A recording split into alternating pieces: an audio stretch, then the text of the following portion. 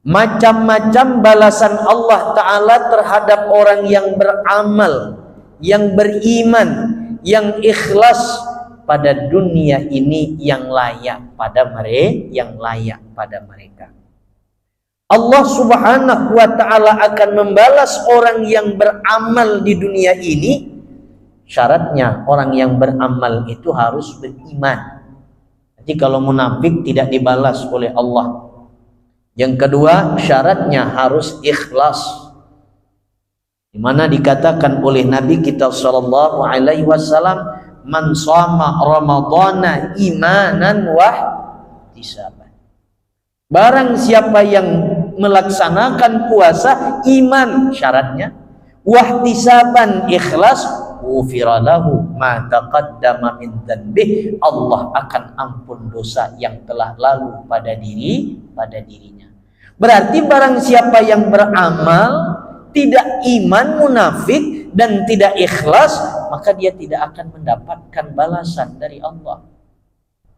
Nah, jadi macam-macam balasan Allah Ta'ala bagi orang yang beramal lagi ikhlas pada negeri dunia ini yang layak untuk mereka. Apa balasan yang pertama yang Allah berikan kepada orang yang beramal yang ada di atas dunia ini? Allah kirim langsung bagi orang yang sholat maghrib, Allah balas dia. Apa balasan Allah Ta'ala yang ada di atas dunia ini bagi orang yang ibadah? Yang pertama hayatut thayyibati, yang pertama hidup yang baik. Bila mana kita hidupnya baik, bila mana hidup kita ini baik, berarti hidup baik kita adalah balasan dari Allah Ta'ala dengan amal yang kita lakukan di dunia ini. Hidup yang baik di atas dunia ini itu adalah balasan dari Allah atas amal ibadah yang kita kerjakan selama ini. Sisanya Allah simpan nanti di akhirat. Itu yang pertama. Qala ta'ala, Allah Ta'ala berfirman di dalam surah An-Nahl ayat 97 begini bunyi firman Allah. Man 'amila shalihan min zakarin aw unsa wa huwa mu'min falanuhyiyannahu hayatan thayyibah. Kata Allah Ta'ala, barang siapa yang beramal saleh baik dari laki-laki ataupun perempuan dan dia beriman kepada Allah Subhanahu wa Ta'ala, maka Allah beri dia kehidupan yang baik. Tuh.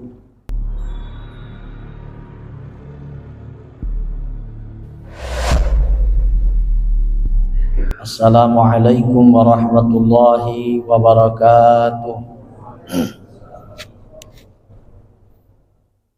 Bismillahirrahmanirrahim. Alhamdulillahil ghaniyil karim alladzi yu'ajjilu fi hadhihi ad-dari jazaa'al 'amilin ma'ama yudakhkhir lahum fil jannatin na'im fadlan wa rahmatan min rahmanir rahim. Asyhadu an la ilaha illallah wahdahu la syarika lahul qawiyyul matin wa asyhadu anna sayyidana Muhammadan abduhu wa rasuluhul alim. Allahumma shalli wa sallim ala sayyidina Muhammadin habibir rabbil alamin wa ala alihi wa ashabihi wa zurriyyatihi wa atba'ihi ila yaumiddin, amma ba'd. Raditu billahi rabba wa bil islami dina wa bi Muhammadin nabiyya wa rasula. Hasbunallahu wa ni'mal wakil, ni'mal maula wa ni'man nasir. La haula wa la quwwata illa billahil aliyyil azim. Faqad qala Allah subhanahu wa ta'ala fi kitabihil karim wa huwa asdaqul qailin. Ala inna awliya Allah la khawfun alaihim wa la hum yahzanun. Wa qala wa alqaitu alaikum mahabbatan minni wallahu a'lam bimuradih. Hadirin wal hadirat jamaah salat fardu maghrib yang dimuliakan oleh Allah Subhanahu wa taala. Tentunya pada kesempatan yang berbahagia ini yang saya muliakan segenap jamaah, orang-orang tua, tuan-tuan haji, wabil khusus segenap pengurus masjid, ketua, wakil ketua, bendahara, sekretaris, umumnya kita yang hadir pada tempat yang mulia ini, yang mana tidak dapat saya sebutkan namanya satu persatu, namun tidak mengurangi rasa hormat dan takzim saya kepada bapak-bapak semuanya. Alhamdulillah, pertama dan yang lebih utama puji syukur kita haturkan kepada Allah Subhanahu wa taala, di mana pada saat yang berbahagia ini kita dapat kembali berkumpul dalam Masjid Jami' Zulfirdaus yang sangat kita banggakan ini. Kita berharap kepada Allah Ta'ala dengan perkumpulan yang penuh mulia ini, di akhirat nanti Allah Ta'ala kumpulkan kita pula bersama orang-orang yang mulia. Tidak luput juga salawat dan salam kita haturkan buat rufaduka alam keharibaan Nabi Agung Muhammad sallallahu alaihi wasallam, dengan bersama-sama kita mengucapkan kalimat Allahumma salli ala sayyidina Muhammad wa ala ali sayyidina Muhammad. Semoga dengan kita bersolawat kepada beliau, kita mendapatkan syafaat beliau kelak di hari kiamat nanti. Amin ya Allah ya Rabbal Alamin.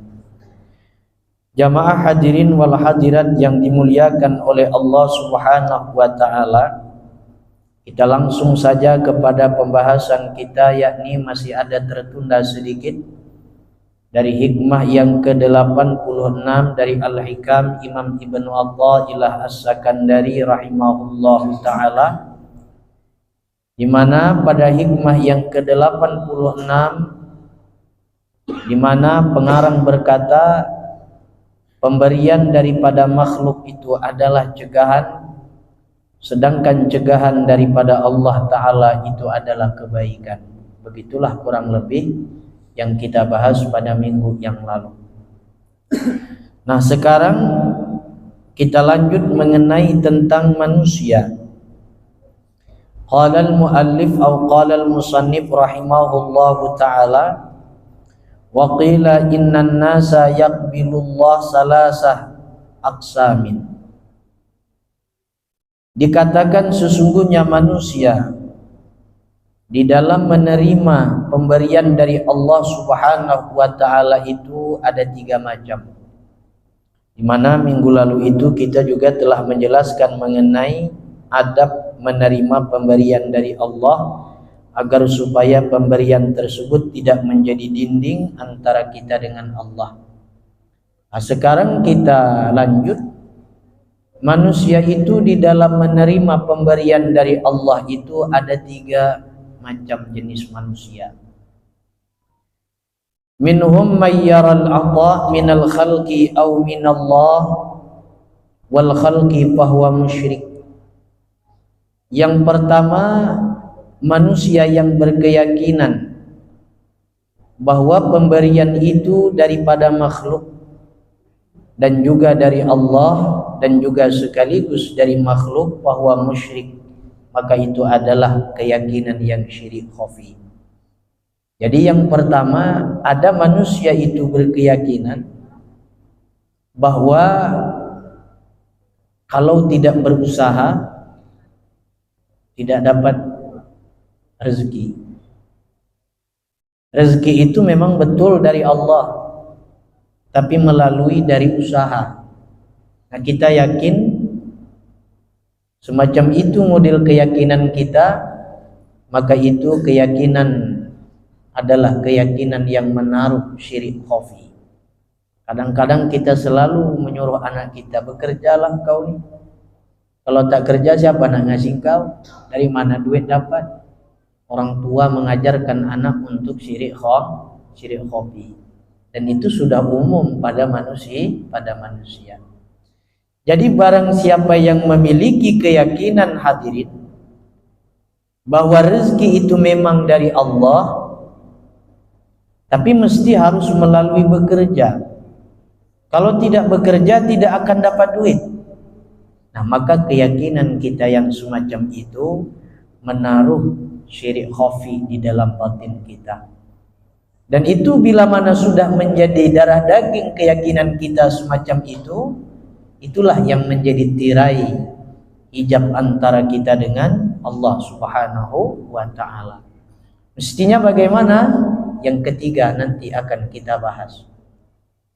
Yang kedua, wa minhum ma la yadri aminallah amil khalqi fahuwa munafiq. Yang kedua, ada lagi manusia itu berkeyakinan dia tidak tahu rezeki itu mau dari Allah atau daripada makhluk, dia tidak peduli, yang penting dia makan, dia dapat duit, bahwa munafik. Keyakinan yang semacam itu keyakinan orang yang munafik. Mau paslon ngasih kah atau itu dari Allah Ta'ala kah, dia tidak peduli, yang penting aku duit pokoknya. Keyakinan yang semacam itu yakni ialah keyakinan orang yang munafik.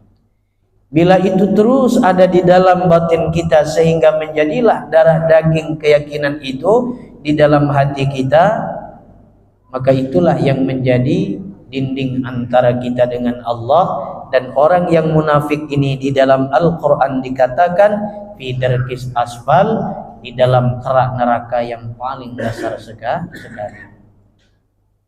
Nah, yang benar yang bagaimana? Nih, yang benar yang ketiga.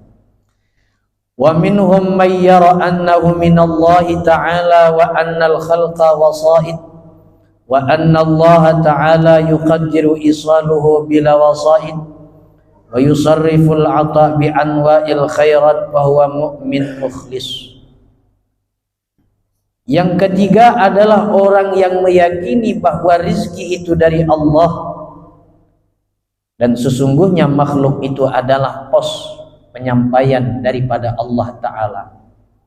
Dan juga dia berkeyakinan bahwa Allah Ta'ala mampu menyampaikan kepada dia rizki meskipun tanpa ada perantara manusia.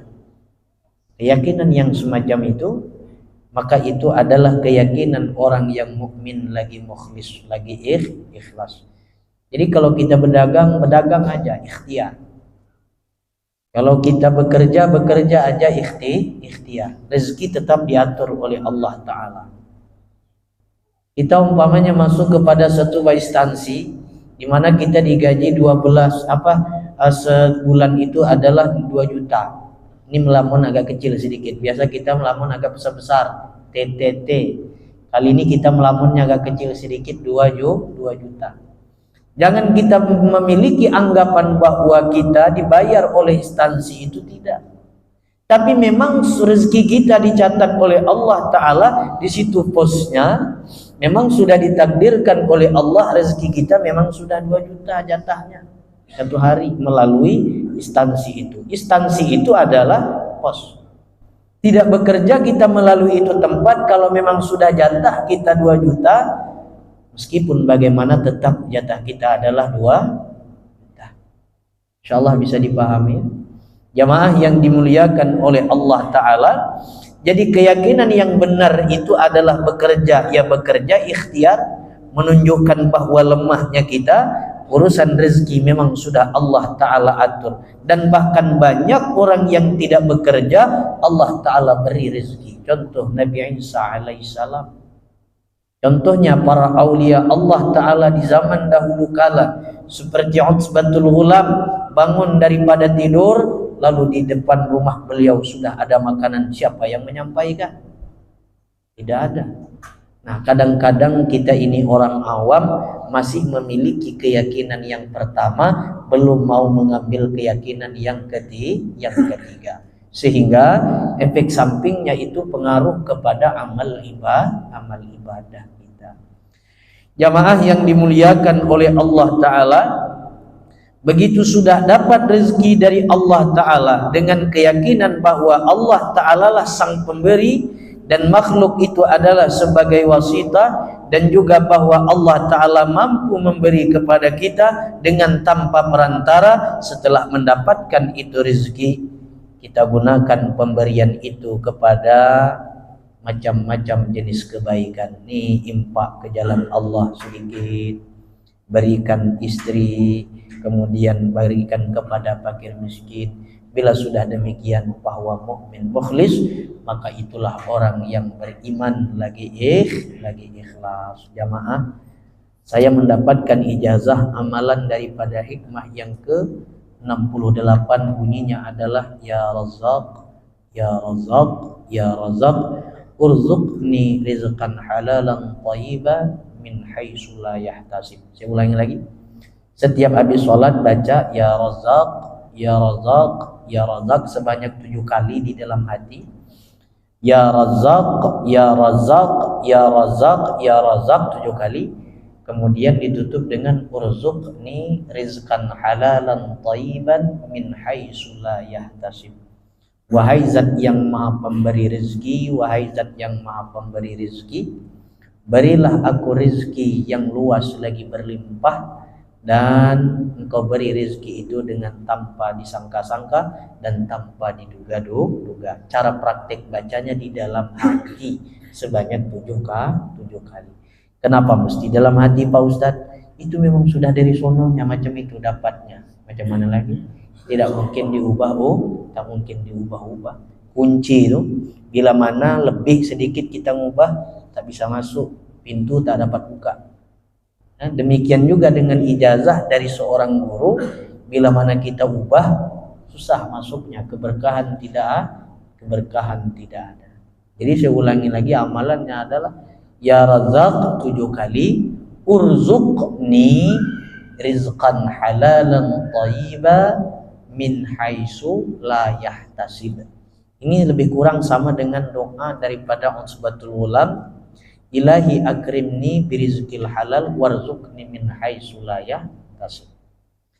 Jamaah yang dimuliakan oleh Allah Subhanahu wa taala, itulah demikian hikmah yang ke-86 dari Al-Hikam Imam Ibn Watta'ilah As-Sakandari rahimahullahu taala. Kita tinggalkan hikmah itu, sekarang kita masuk kepada hikmah yang ke-89. Qala al-Imam Jalla Rabbuna ayyu'amilahu al-'abdu naqdan fayujaziyahu nasi'atan.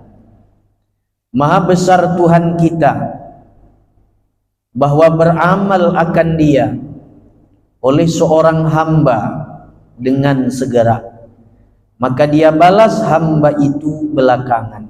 Saya ulangi lagi. Maha besar Allah Subhanahu wa taala Tuhan kita bahwa beramal kepada Allah taala seorang hamba segera sekarang ini di dunia ini, maka mustahil bagi Allah taala membalas balasan itu nanti di belakangan. Jadi maksudnya adalah beramal kita hari ini juga dibalas oleh Allah Subhanahu wa taala. Syarahnya adalah tanazzahallahu subhanahu wa ta'ala ayyu'amilahu al-'abdu mu'ajjila fayujazihi mu'akhkhara bal la budda lahu jazaan yaliqu fi hadhihi ad-dar wa yudakhkhira lahu ma yaliqu fi daril akhirah. Maha suci Allah Subhanahu wa ta'ala bahwa beramal kepada Allah seorang hamba dengan segera, tepat pada waktunya. Tepat pada waktunya, sholat 5 waktu itu tepat pada waktunya. Puasa di bulan suci Ramadan tepat pada waktunya. Nah, maka Allah Subhanahu wa ta'ala membalas dari amal hamba itu belakangan, maka itu mustahil bagi Allah ta'ala atas demikian itu. Kita ini sholat maghrib hari ini, maghrib sholat, isya sholat, zuhur, kemudian tahajud, berzikir. Allah Subhanahu wa ta'ala membalas amal kita dengan segera kita melakukan amal itu, di belakangan itu mustahil. Di mana kita sholat maghrib itulah Allah ta'ala balas sholat kita.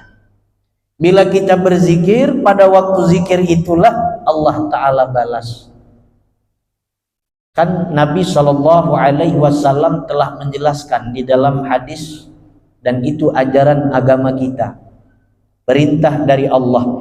Bila mana ada seorang tukang buruh bekerja, begitu selesai bekerja, maka balaslah, bayarlah upah daripada tukang buruh tersebut sebelum keringatnya itu kering.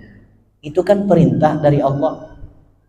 Masa Allah Ta'ala menyuruh kita membalas dengan segera, begitu kita beramal kepada Allah lalu Allah balas nanti di belakangan? Itu kan maha suci bagi Allah dari demikian dari demikian itu. Tetap kita sholat hari ini tepat pada waktunya, ya tepat itu juga Allah Ta'ala balas. Nah, jamaah yang dimuliakan oleh Allah Ta'ala, jadi maha suci Allah Ta'ala bahwa beramal kepada Allah seorang hamba yang tepat pada waktunya, maka Allah Ta'ala membalasnya itu di belakangan, maka itu mustahil bagi Allah Subhanahu wa Ta'ala dengan demikian itu. Balla budda lahu jazaan yaliqu fi hadhihi dar wa yudakhkhira lahu ma yaliqu fi daril akhirah. Akan tetapi tidak boleh tidak bahwa Allah Ta'ala menyegerakan bagi si hamba tadi balasan yang layak, yang patut balasan itu sesuai dengan ada pada negeri dunia ini. Jadi di mana kita beribadah, Allah Ta'ala akan balas kita pada waktu itu juga. Tapi balasan yang layak, balasan yang patut, yang memang untuk di negeri akhirat. Yang untuk di negeri dunia ini. Salat kita, salat maghrib, Allah balas salat maghrib kita seketika ini juga, sewaktu kita berada di atas dunia ini juga. Tapi balasannya itu kan sesuai dengan di atas dunia, yang layak dengan yang ada di atas dunia. Wa yudakhkhira lahu ma yaliqu fil akhirah, dan Allah simpan baginya balasan yang layak untuk di negeri akhirat nanti. Jadi balasan itu dua dapatnya, di dunia dapat, di akhirat juga dapat. Di dunia balasan yang layak sesuai dengan dunia, di akhirat nanti ya sesuai balasannya untuk di akhirat nanti. Jadi maha suci bagi Allah Ta'ala bahwa bila mana kita sholat maghrib lalu di akhirat nanti baru dibalas, tidak. Di dunia ini juga dibalas oleh Allah, pahala sholat maghrib kita juga disimpan oleh Allah Ta'ala untuk kita di negeri akhirat nanti.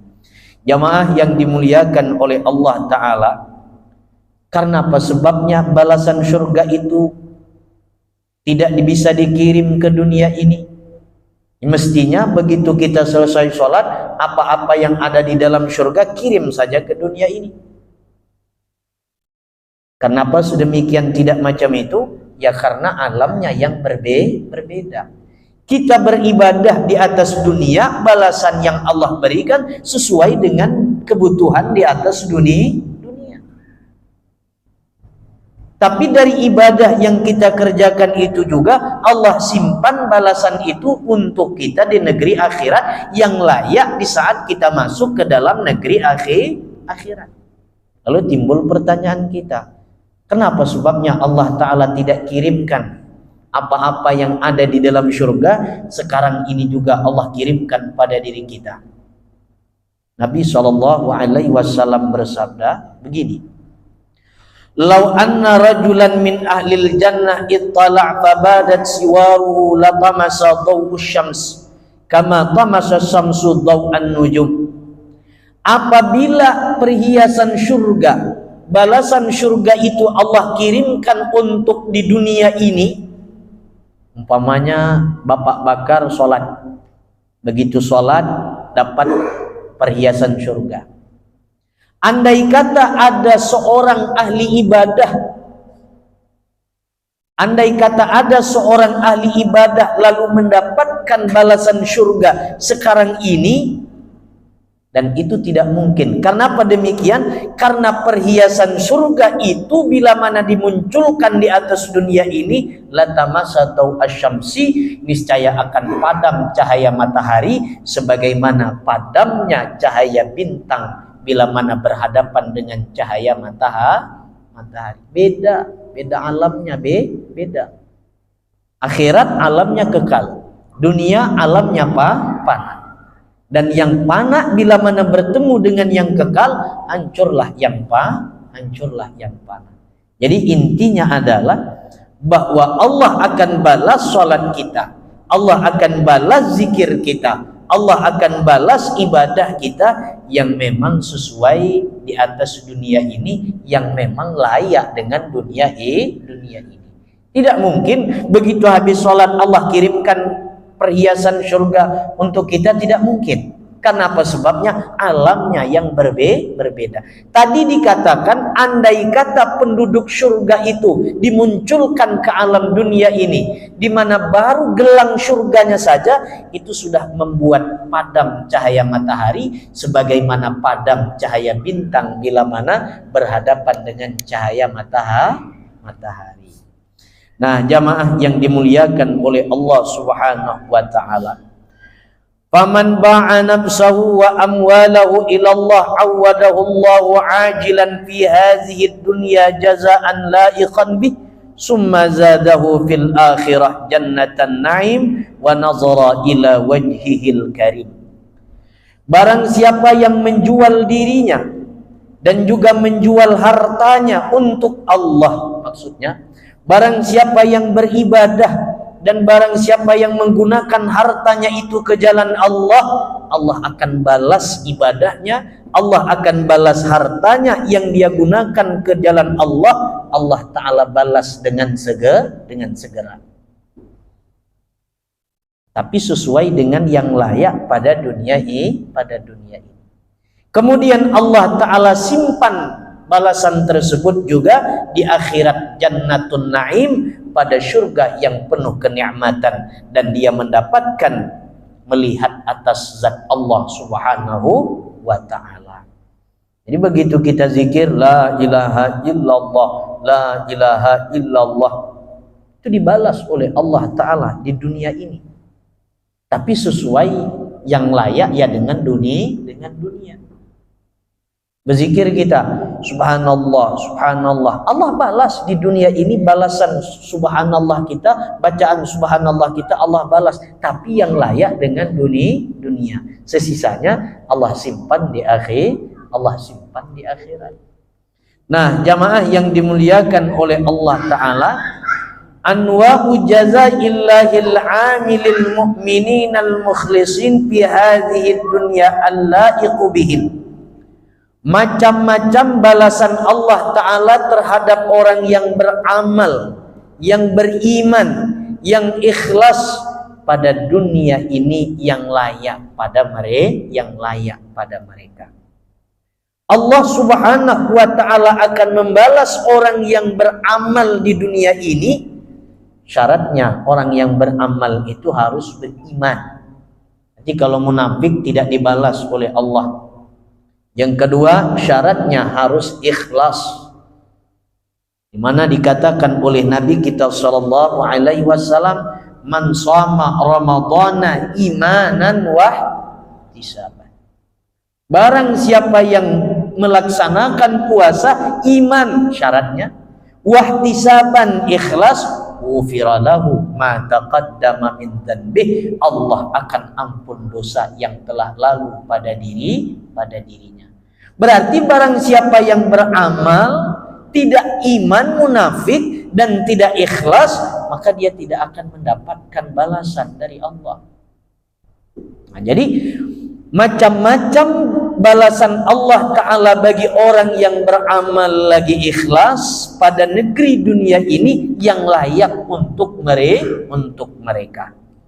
Apa balasan yang pertama yang Allah berikan kepada orang yang beramal yang ada di atas dunia ini? Allah kirim langsung bagi orang yang sholat maghrib, Allah balas dia apa balasan Allah Ta'ala yang ada di atas dunia ini bagi orang yang ibadah? Yang pertama hayatut thayyibati, yang pertama hidup yang baik. Bila mana kita hidupnya baik, bila mana hidup kita ini baik, berarti hidup baik kita adalah balasan dari Allah Ta'ala dengan amal yang kita lakukan di dunia ini.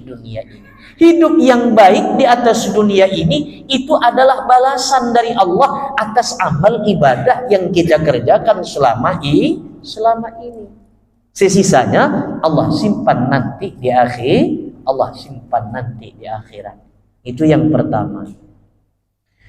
Qala ta'ala, Allah Ta'ala berfirman di dalam surah An-Nahl ayat 97 begini bunyi firman Allah.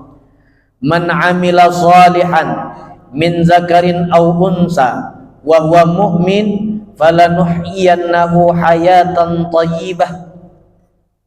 Kata Allah Ta'ala, barang siapa yang beramal saleh baik dari laki-laki ataupun perempuan dan dia beriman kepada Allah Subhanahu wa Ta'ala, maka Allah beri dia kehidupan yang baik. Tuh kan balasan tuh.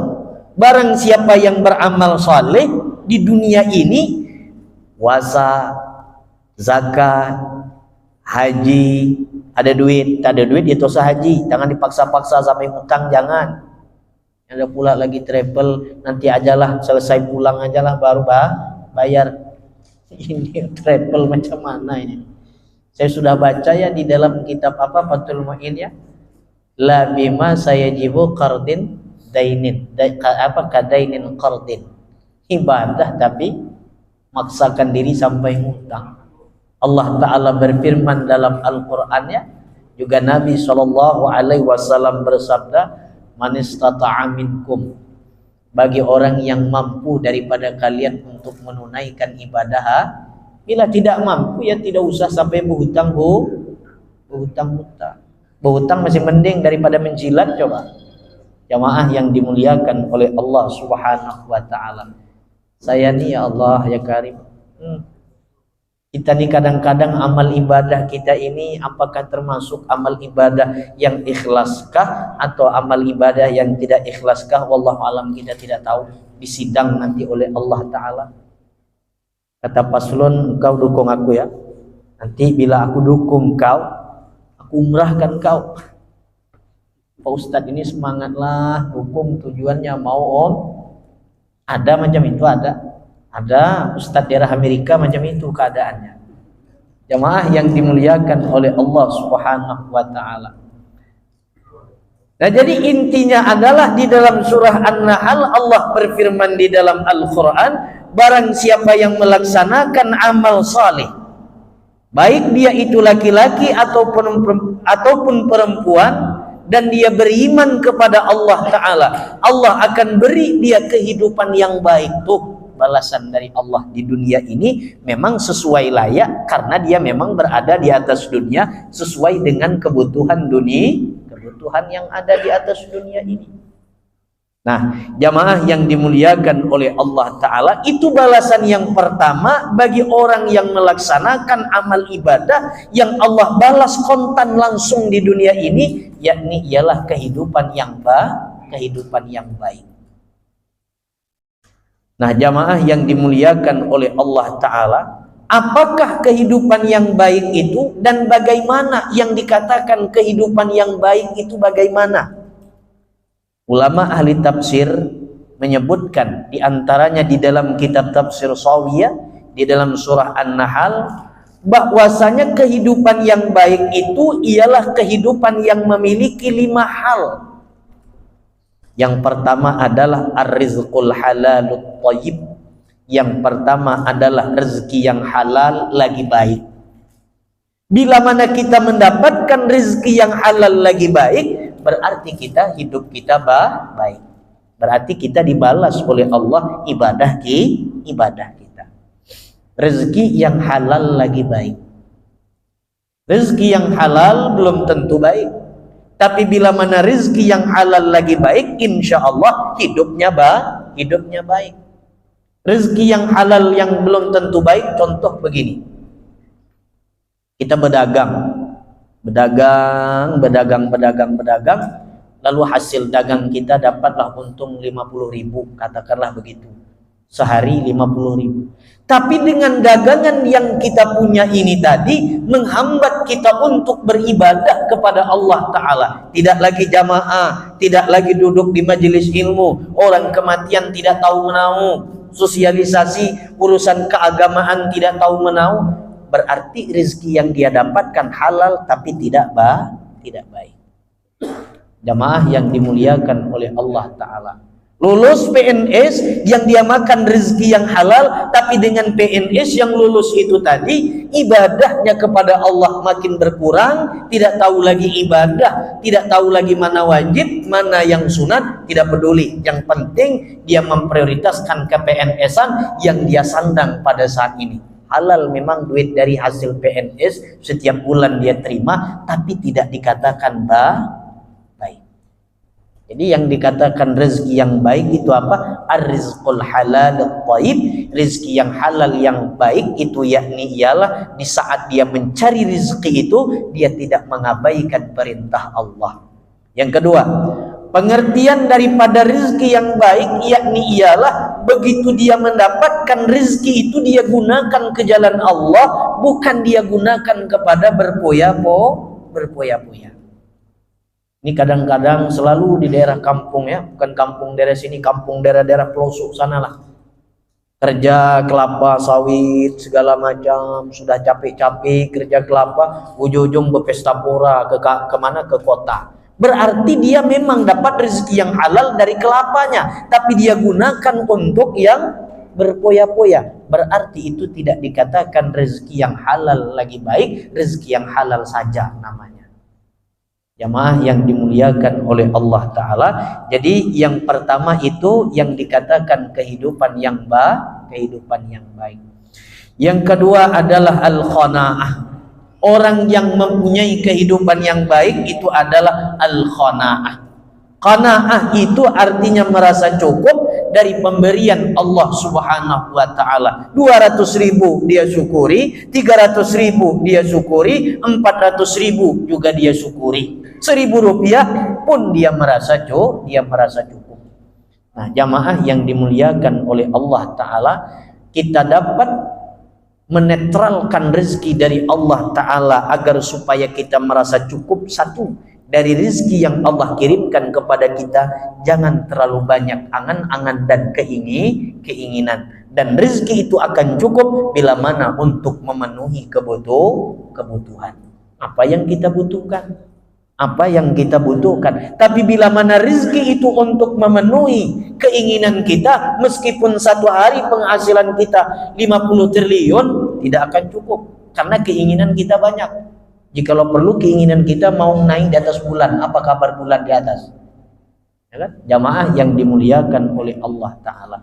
Yang kedua, kehidupan yang baik itu adalah at-taufiq lit-ta'ah, mendapatkan taufik untuk berbuat taat. Yang ketiga, yang keempat, al-halawah fit-ta'ah, yang keempat memiliki rasa manis di saat dia beribadah. Dan yang kelima, al-ma'rifatu billah, mengenal Tuhan dia, yakni adalah Allah Subhanahu wa Ta'ala. Itu yang dikatakan kehidupan yang baik, yang disebutkan oleh ulama ahli tafsir, di antaranya di dalam kitab tafsir Sawi. Yang pertama, rezeki yang halal lagi baik. Yang kedua, qanaah. Dan yang ketiga, taufik lit-ta'ah, mendapatkan taufik untuk berbuat taat kepada Allah. Yang keempat, ada rasa manis di dalam berbuat taat. Yang kelima, ma'rifat. Bila mana ini ada pada diri kita, kehidupan yang baik ini ada pada diri kita, berarti itu adalah balasan yang Allah berikan pada diri kita melalui sholat maghrib kita, melalui tahajud kita, melalui zikir kita. Insya Allah yang berikutnya akan kita bahas mengenai balasan yang kedua daripada orang yang melaksanakan amal ibadah yang Allah balas sekarang di dunia ini. Insya Allah akan kita lanjut pada minggu yang akan datang. Kenapa tidak diselesaikan waktu? Udah berapa menit lagi? Berapa menit lagi waktu? Kita ini kan supaya penasaran. Mudah-mudahan dengan penasaran bertambah lagi dan semangat lagi. Jadi ustadz itu harus pandailah ngemat biaya sikit-sikit kan, biaya modal untuk biaya modal untuk ceramah. Mudah-mudahan pengajian kita membawa berkah, manfaat, anak cucu kita dijadikan anak cucu yang soleh dan soleha, rezeki kita dimudahkan oleh Allah, umur kita dipanjangkan oleh Allah dengan berkah pengajian ini. Mudah-mudahan kita nanti dipanggil oleh Allah Ta'ala dalam keadaan husnul khatimah dengan berkat Al-Fatihah. Ya kenal.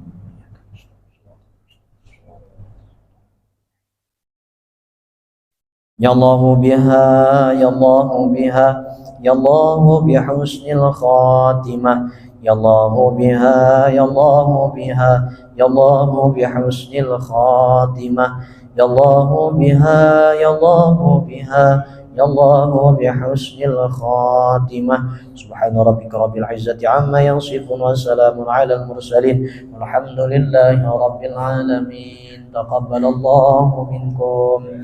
Ampun, maaf, minta halal, minta ridha. Akhir kata dari saya, wallahu muwaffiq ila aqwamit thoriq. Assalamualaikum warahmatullahi wabarakatuh.